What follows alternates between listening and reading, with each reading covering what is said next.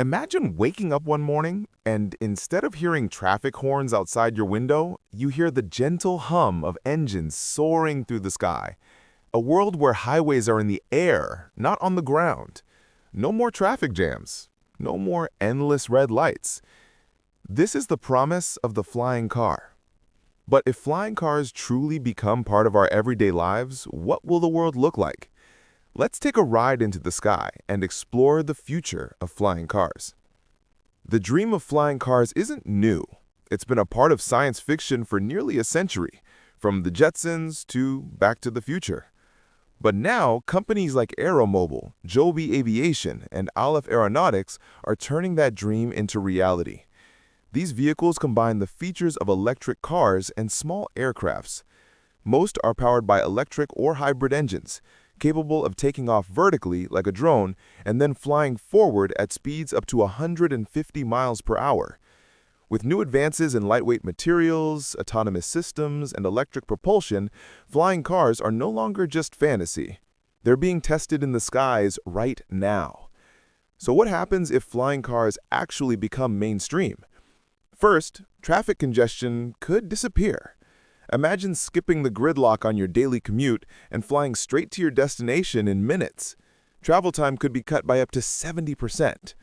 Second, emergency services could respond faster.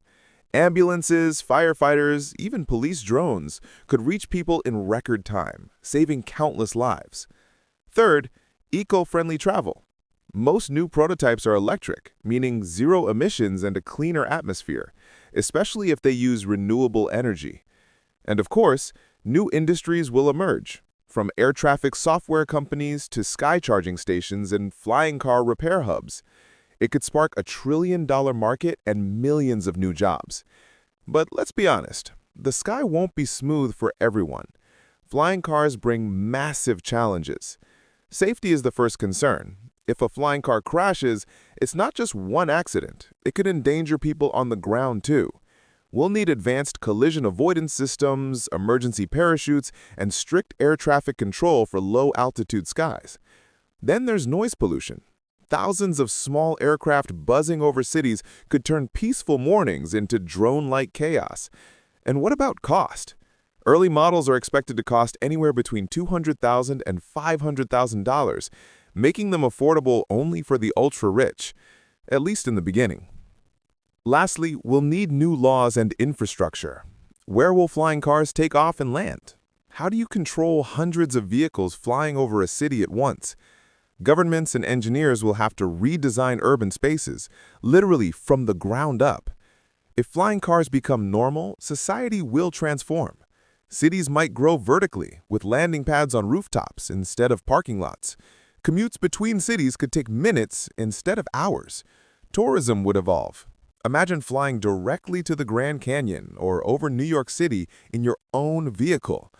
But inequality could rise too, if only a few can afford to fly while others remain grounded.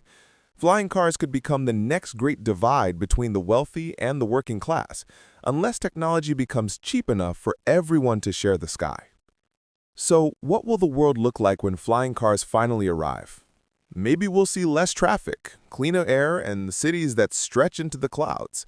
Or maybe we'll face new challenges we can't yet imagine.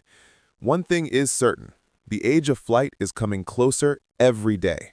And soon, the question won't be, can we make flying cars? It will be, are we ready for them? Because the future is about to take off.